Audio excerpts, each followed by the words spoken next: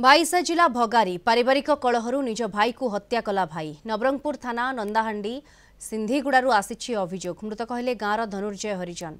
धनुर्जय को तांको भाई ही हत्या करिथिबा संदेह रे अटक रखी पचराउचरा करुछि पुलिस। किछि दिन पूर्व उभयों भितर भीषण पाटितुंड होइतिला। आज द्विपहर रे धनुर्जय घरे एकाकी शोइथिबा बेले स्त्री मजूरी करबाकू जाइथिले।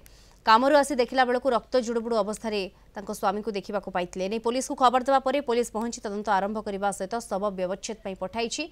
धनुर्जय भाई ही हत्याकारी संदेह करी अटक रखी पचराउचरा करुछि पुलिस। मोर दादा सोइबा टाइम रे के गुटा से टांगिया रे मारी को पळै छै। टांगिया की कोन जणा पडु नै तो सोइबा टाइम मार दै छथि। घरे के नथिले तब देखा देखि कोलालु लोक मने आसी करी पुलिस आगे आस्थिले सब ये करछथि।